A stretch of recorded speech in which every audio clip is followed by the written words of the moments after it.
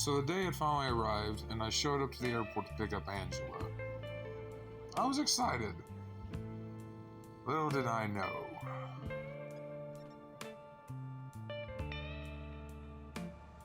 The drive back to the apartment was peaceful. We talked about our daughter, who was 17 at the time. She was staying with Angela's mother back east and was doing her own thing. And then we got to the apartment. Angela was already looking at me sideways, pulling into the garage.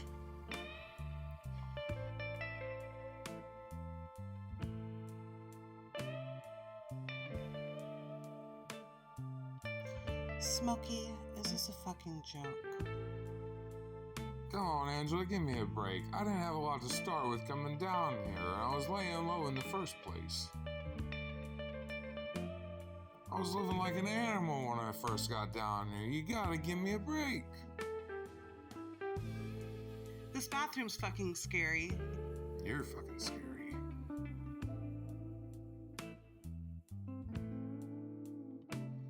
Oh no. You're not laying low, Smokey. You're living low. It's only temporary, alright? Just give me a break. I'm working. Working? So robbing and killing doesn't pay well in Los Santos? Tommasino, this isn't gonna work for me. Why did you have to leave the city anyway? Mariana wants to finish school in Liberty, and we are fine living with Mama and Pop. Angela, come on. I'm serious this time, Smokey. My days of moving around and living like that are done. I love you always, but if you keep going the way you are going to end up like Roberto.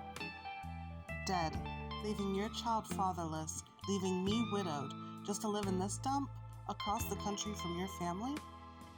All the while, I have to put up with our teenage daughter alone. Honey, I really think you're overreacting. Living it up with your killers and whores. You're probably back on the powder too, aren't you, Tommasino? You're freaking you out. bastard. I swear to God, Angela, if you make me take you back to that airport, I ain't gonna be happy. And we were on our way back to the airport. Hey, maybe it was for the best. I still needed time to take care of things down here, but I wish things were like they were before.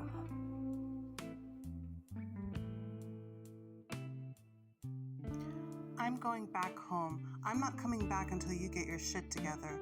We're not kids anymore. I have standards, Tommasino. At least tell Mariana and answer my phone calls. I'll tell her, Smokey. I can't promise you that she will. You know, she's just like you.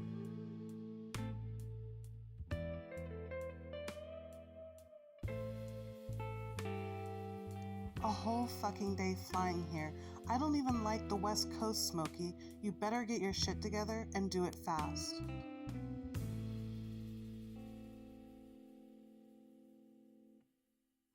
Fuck.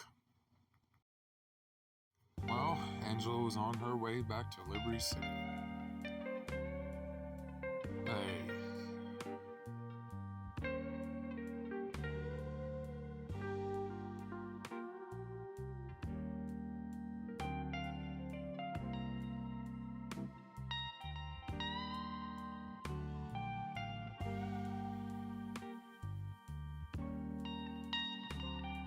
There was only one place I could think of to clear my head. It had already been a rough day, didn't go how expected, but what can you do? So I made my way to the Vanilla Unicorn. I figured I'd run into a couple girls to help me cheer up a little. Have a few drinks, kick back. Who knows what could happen? The drinks were flowing, the girls were hot, the music was popping, and the powder was frosty. I'll tell you, the night was going a hell of a lot better than the day went.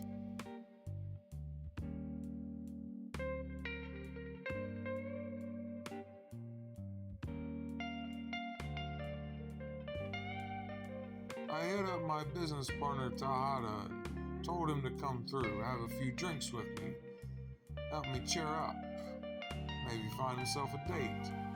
Guy who's new in town, I don't think he knew anyone. He might need a little action.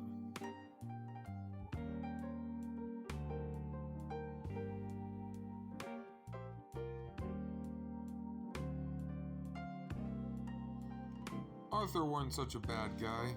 I didn't go into too many details about what had me blue, but I think he could tell I was off a little. But the more drinks we had, the better that got.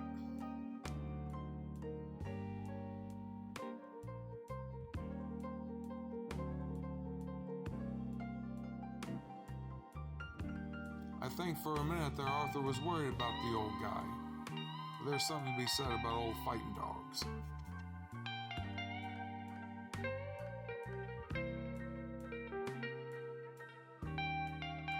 Now at some point that morning, I think me and Tahada had made our way out to the parking lot. I think we had a little action to handle ourselves. It's nothing like a good scrap.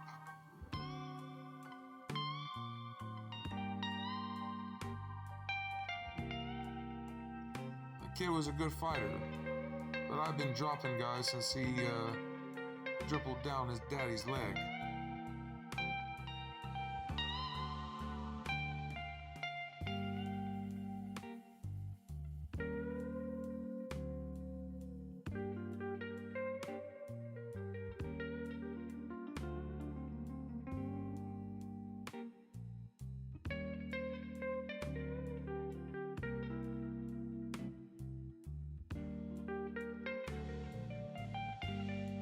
I thought I had him down, but he got back up with a fucking vengeance. After I woke up, we headed back to the bar, and it was drinks till noon.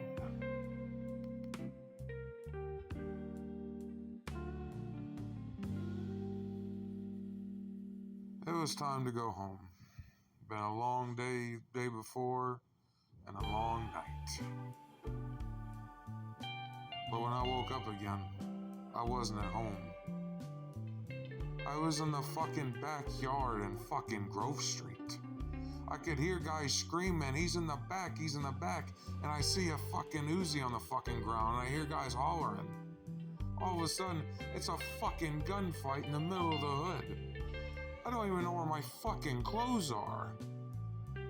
So I do the first thing my instincts tell me. I start dropping motherfuckers. I don't know how many of those fucking guys there were. I was seeing 3 of each of them. I could barely fucking stand. My fucking right arm was numb after that shit. But I eventually shot my way out of... I couldn't get the Rosie to start, so I had to start walking. I got out of there pretty quick. I could hear the sirens. Man, my head was split. I was dizzy as shit. But I still had Angela on my mind. Then I went past this church, and he made me even start thinking about her more. We first met up, was doing jobs together. God, she was an amazing woman. She wasn't scared of anything. Still isn't. What the fuck? I hate this town. Thanks for watching, and we will catch you next time.